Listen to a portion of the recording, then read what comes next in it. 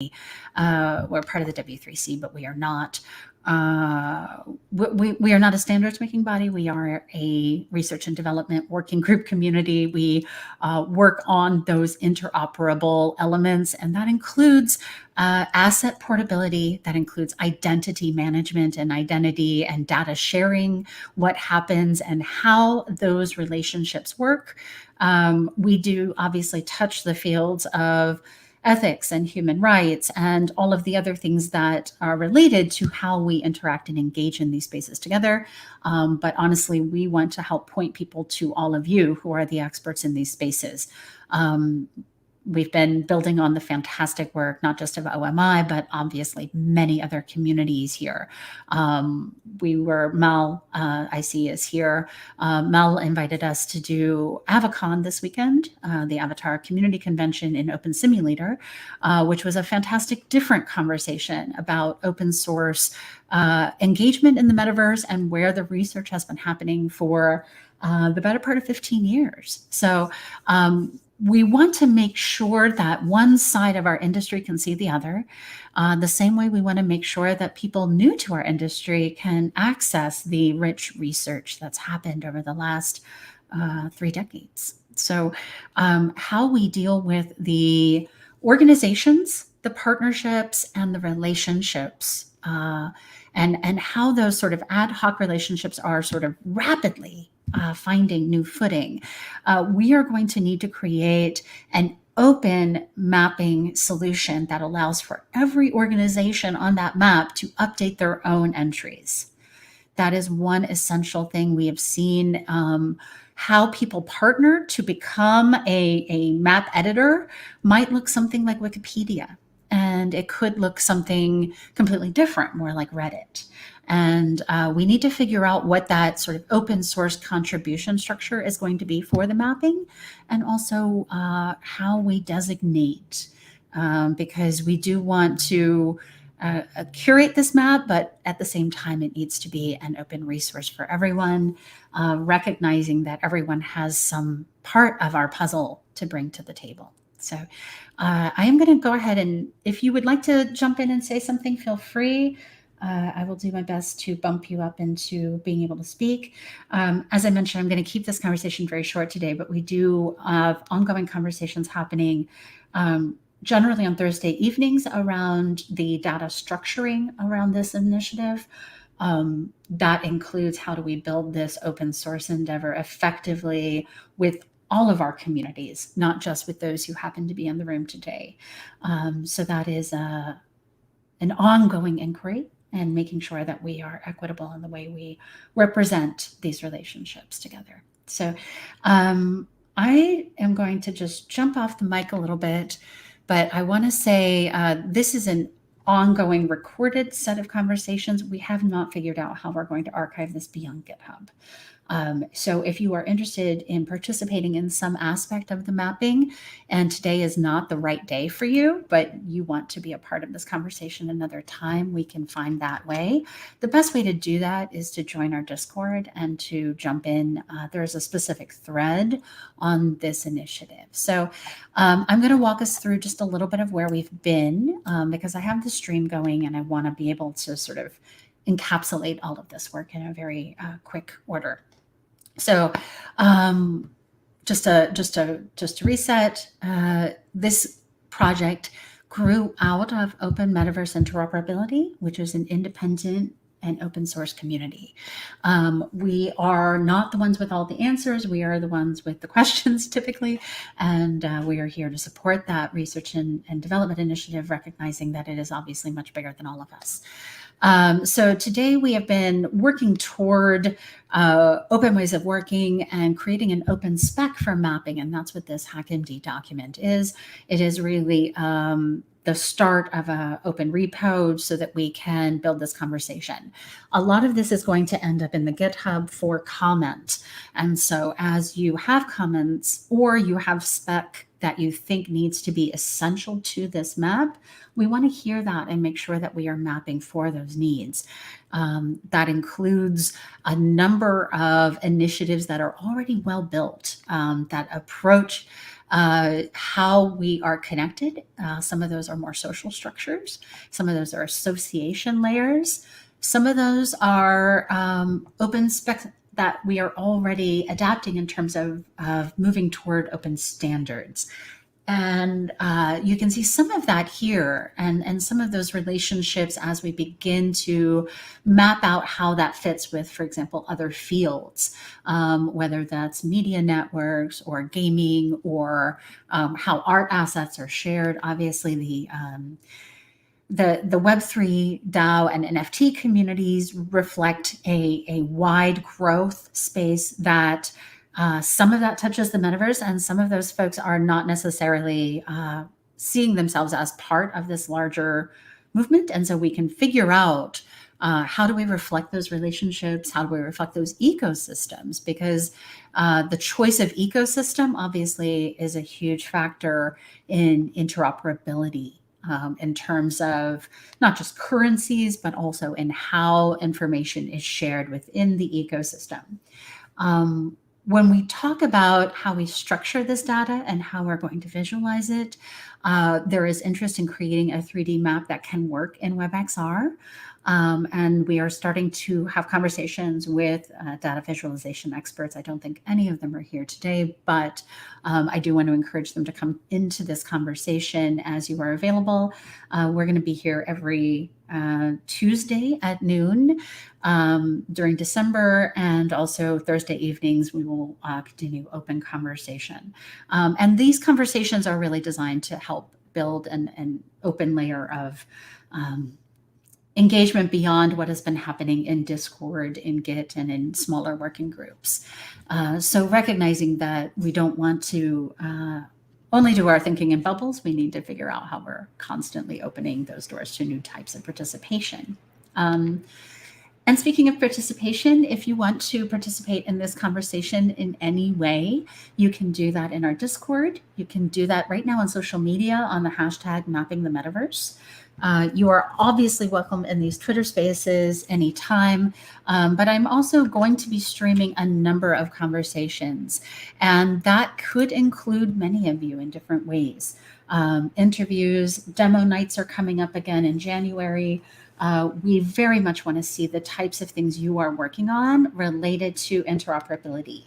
And that can include avatar interoperability as well. So I think, Mal, I don't know if you're able to turn on your mic, but Mal and I were a part of a panel this week, and it was specifically on interoperability, but it was at an avatar community convention where avatars were certainly a big part of that conversation. Avatar interoperability is one of, oh gosh, I think we originally mapped 4 or 5 major tentpole issues within OMI.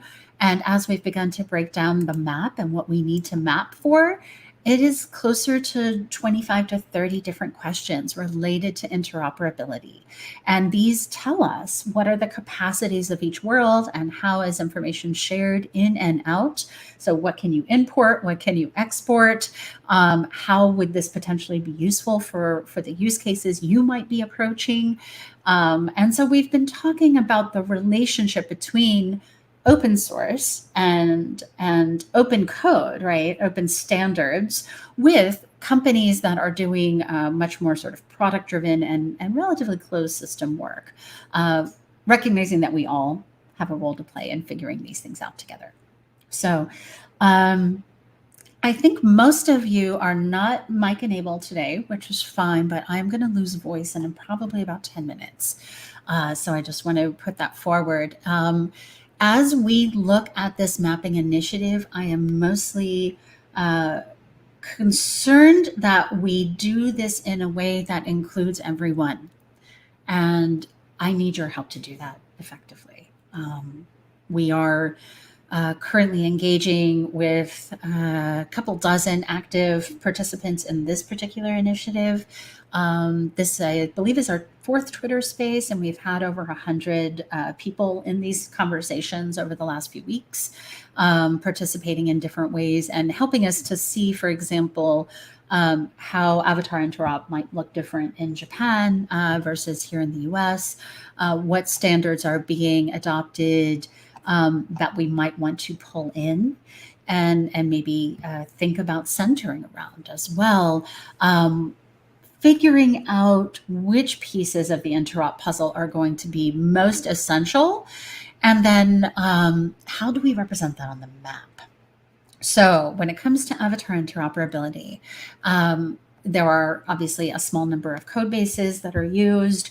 There are a few flavors of identity in terms of how identities are shared, or whether you can be anonymous, whether it is appropriate for kids.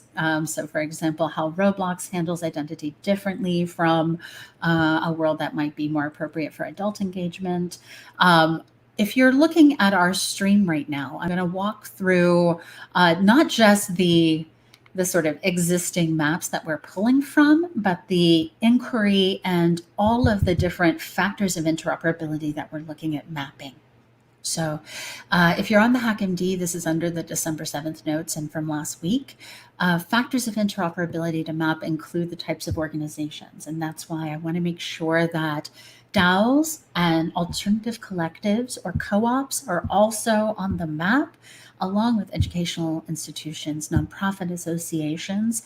That includes our industry associations, but also equity-focused associations. So including everyone and making sure that we give equal footing to the open source communities and to the nonprofit and educational groups as well. So I want to invite all of you to feel free to jump in at any time if you see factors of interoperability that you think we need to be pulling in, or ways of representing this data.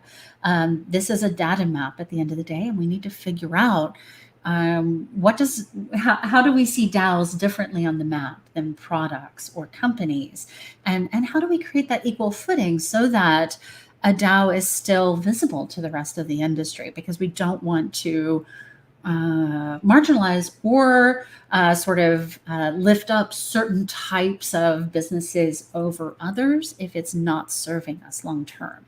If we're thinking about the public commons includes all of us. And most of the narrative about what the metaverse is has been shaped by a small number of mostly companies up to this point. And that isn't our future, that is our past. So we get to decide now what are the relationships we want to put forward. And I want to encourage all of you to feel free to jump in anytime to be a part of that. So factors of interoperability to map include the types of organizations. And let me see, I'm going to bring you in. Kim Dao, welcome. And it's great to see you here. I've been following your work with great interest, and I'm excited to have you here. Thanks for joining us today. Oh, thanks for allowing me to speak. This is Adrian from Kindao. We're a large group of people, so I'm not sure if you've interacted with another one of us, but I know Asya well, and we were at the Bucky Fuller Institute Design Science Studio together, so I've been following from there. Oh, beautiful. You've been on our journey for a while then. That's awesome. I don't have much to contribute specifically to this conversation, but I just looked at the document of all your notes, and it's beautiful. And when I have another moment to really dive in and organize all of these things, I definitely am going to. And I just wanted to share my appreciation for the work that you're doing. I think it's really, really important to be creating these connections in these webs. This is something that we've been thinking about. Actually, Talik is here, and he was part of our project back when we were just a cooperative and not in the Web3 space. And these were types of things that we were talking about, is how to connect the different communities that are aligned and doing the same things. So these are really, really potent questions, especially as we're moving forward into a future and a paradigm that isn't quite structured yet. So to create these structures, to be able to have communications and pathways for further building is so important. So I'd love to hop in and help and observe and see where I can fit in to contribute to this. So thank you. Thank you so much for being here. And I would love to hear your thoughts on how we can foster an open community of engagement around this conversation so that we're not doing our work in our little pockets solo. I think that's why I came to Twitter Spaces and not just to our Discord, because we do get into bubbles of thinking, and it isn't inclusive enough to map how these relationships are really going to flow between us. I reached out to someone else in your organization because I registered a website a couple weeks ago, Taoism, and specifically looking at the philosophy of Taoism and how it relates to the modern Web3 movement, and how communities like yours, in particular with Kindao, are resetting conversations about value and equity and collective power. And that to me is fascinating. And it represents a whole edge of the metaverse that I think many folks in the VR AR space don't know quite how to connect and bring fully into their world. So I would love to hear your thoughts on how we can be better at including everyone in the conversation, and also moving forward, how do we collaborate better together on this? Absolutely.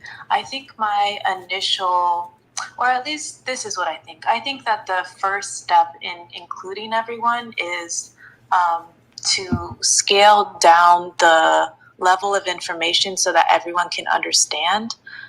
Coming from a large non-tech team, we have some people who have been in the Web3 space for years, but a lot of us have actually been more in community building, in the art realms, and these types of things. We are just learning about the Web3 space this last year. Our approach is very much from the bottom up.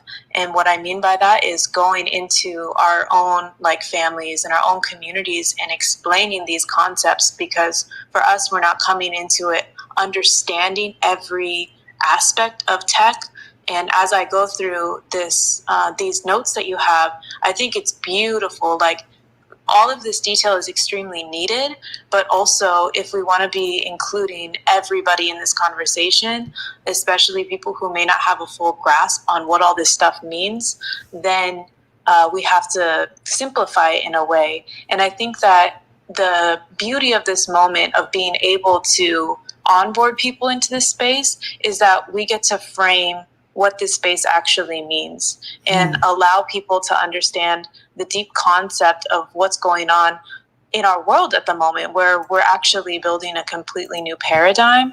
And we can give them that foundation of, hey, here are the basics of what this is, just on a technical level, but let's go deeper onto the energetic level and the foundation of what is actually happening, which is we're building something completely new that we're going to be living in for generations to come. And I think giving people that foundation allows them to come in with their intentions instead of just feeling overwhelmed, whoa, this is a lot of information and I don't get it all. It's it's okay. You don't have to understand every little thing. You don't have to know every vocabulary word. You just have to know the concepts and then go with which one feels the most aligned with you, so that you can be moving with your best intention as you're building this, because we don't want to be scattered in how we're building. So I think that those are just the thoughts that come to my head initially when I'm looking at this, is just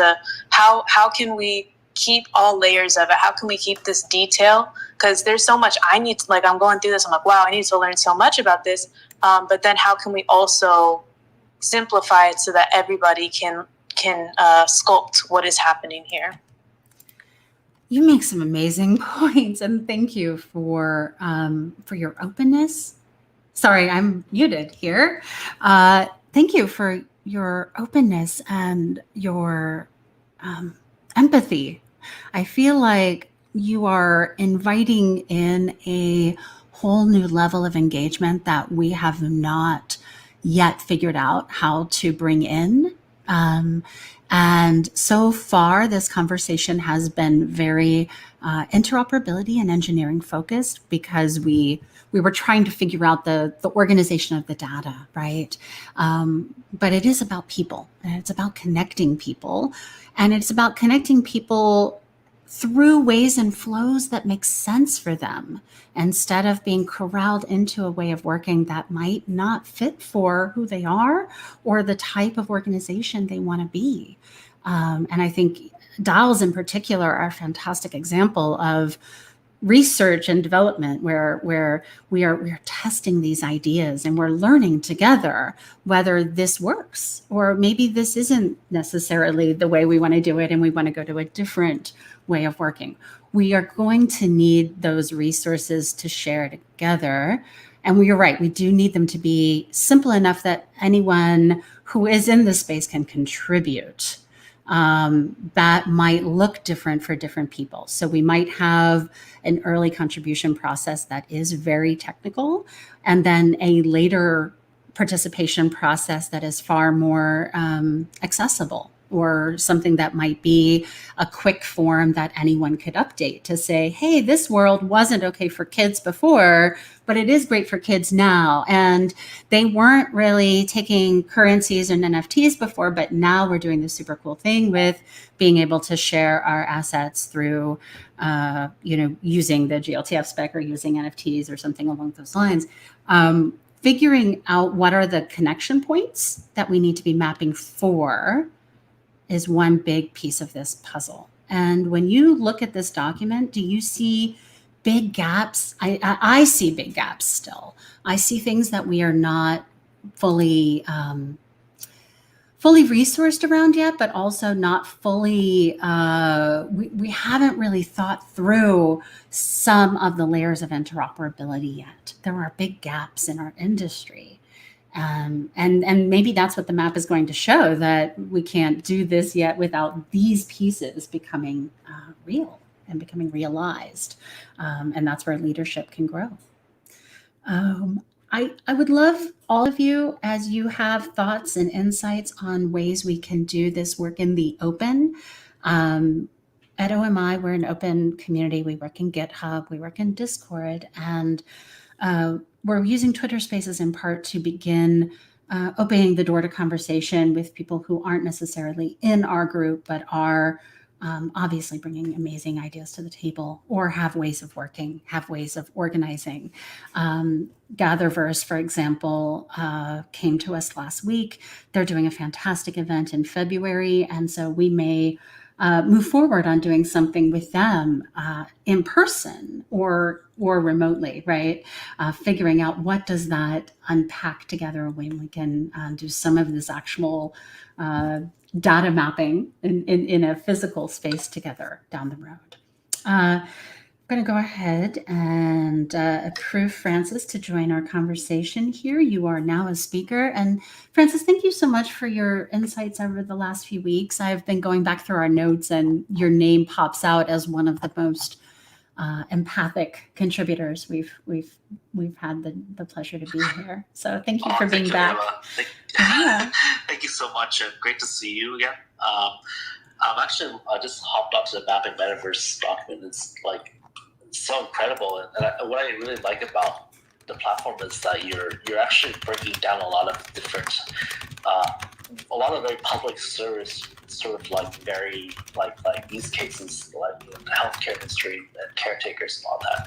So I think I guess the question about Mapping is, this is a Metaverse platform design toolkit, and I'm wondering if there's a section for staffing for like the more of the game design, game pipeline, because I think what happens is for a lot of teams are building in the metaverse, and I'm talking about not necessarily the FANG companies, but like the smaller emerging mid-tier companies, issue of staffing and how do you not share talent. I'm not sure I'm looking at the right section of the map.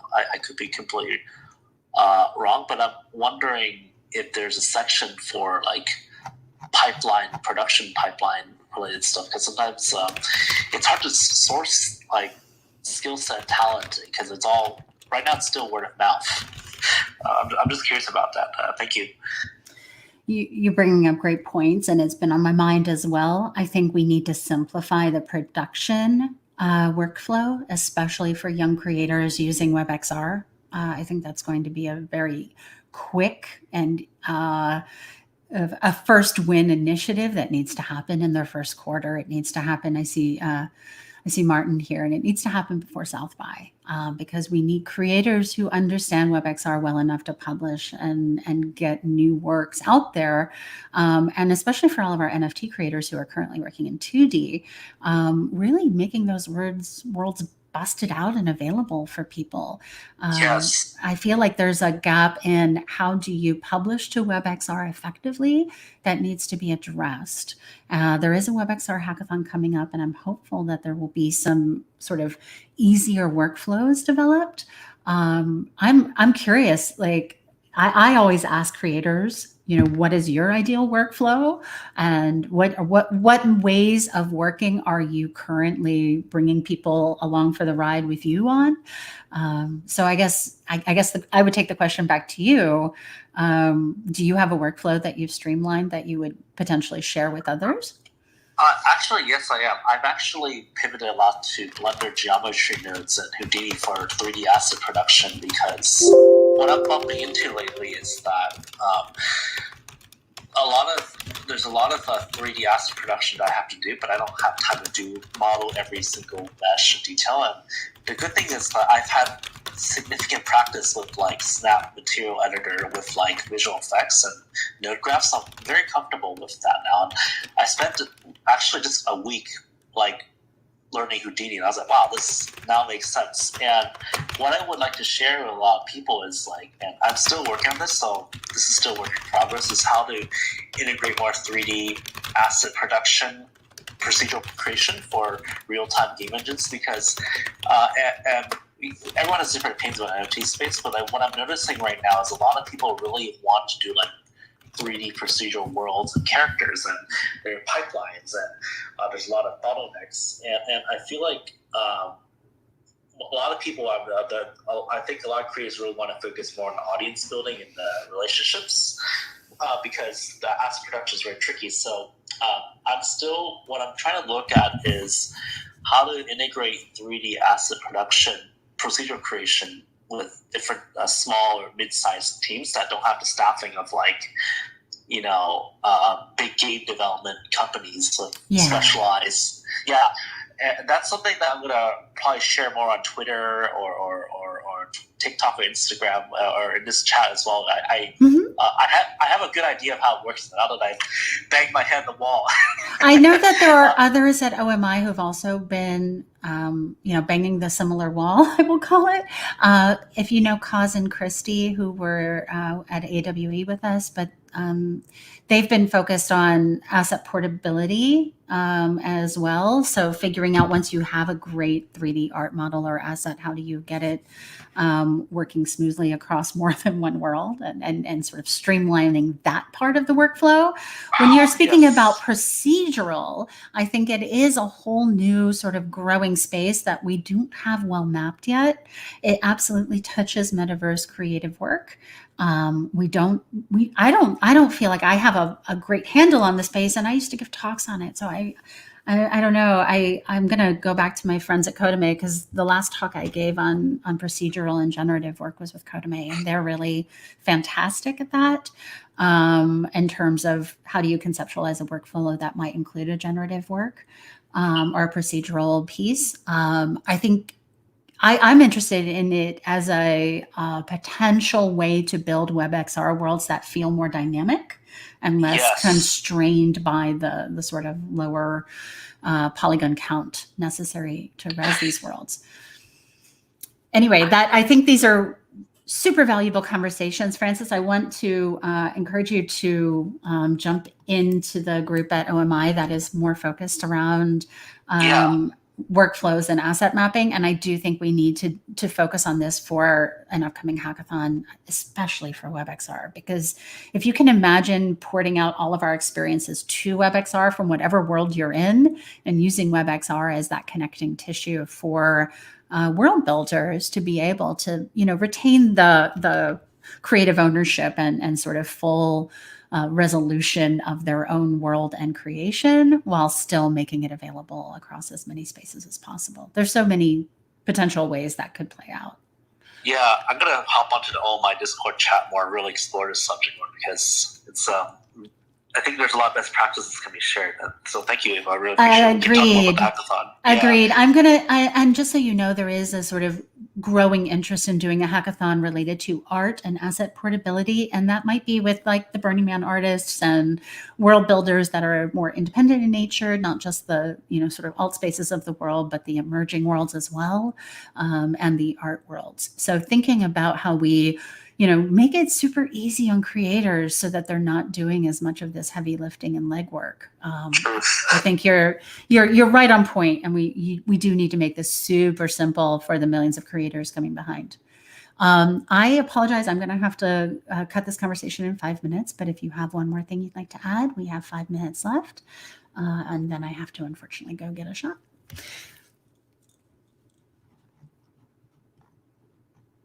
I think when I look at the conversation notes and where we've had big gaps, there's obviously interop unknowns around browser interoperability and WebXR and who is accepting WebXR. We're going to try and keep that super simple for now, but recognizing that WebXR has become a more of an adopted standard, not certainly everywhere, but in many worlds. Meta traversal is a whole set of conversations that we've been having with heads of game design companies, with game platforms, with a number of different sort of major players, the Mangs and Fangs of the world, but also with independent associations to figure out how we build the accords and agreements to move between worlds effectively. And so that is very much around agreements on data privacy and safety and security, as well as just getting teams to come together and say, yes, we're going to work together on this particular piece of R&D, and let's open a portal between our worlds. In the last conversation we had last week, I think we saw 6 or 7 major independent metaverse platforms coming together to figure out their own interoperability within their independent spheres. So that could be tremendous as a response to closed ecosystems where there may not feel as easy. It may not feel as easy to engage for one reason or another. We'll just leave it at that. Obviously, there's a lot to focus on with interop. Portability of your social graph is one of the things that we will hit on in future sessions. If you have specific ways you think we should be representing DAOs and nonprofit organizations on a level playing field that feels honest and true to the contributions that people make in our industry, I'd love to hear those, and that can be on GitHub or on Discord, or just DM me anytime. The Mapping the Metaverse hashtag is something that we do watch, and you're welcome to also contribute there. And I think mostly I'm going to go ahead and close the stream. And I think these contributions have been fantastic. Overall, if you can help me on helping listen better so that we can be as effective at including everyone in this conversation, it really means a lot to everyone who can't get here today, that we keep the door open for everybody else. So I really appreciate y'all showing up. If you have thoughts, I see UX for the win. I would love to hear some thoughts on best practices for what you would see mapping the metaverse to look like and to feel like, and how people might experience that. I've had a few conversations about what this experience might need to look like and feel like, but I would appreciate other thoughts in the way. So feel free to jump into the Discord or Twitter anytime. Thank you so much. It's really great to have you all here. All right, I'm going to go ahead and close this room for today. Anyone else, feel free. Y'all are welcome to help host conversations and collabs. If you have a collab that you think would be really great for us to work on together, figuring out general participation in this mapping initiative is going to happen after January. So for the next 4 to 5 weeks, we're going to incubate it basically and start building out the data structures. And then figuring out how we open that door to mass participation will be the next step. So I really appreciate all of your thoughts and open ways of working here. Thank you for bringing the right people to the conversation today. Thank you. I'm gonna jump out and thank you all for joining us. I'm recording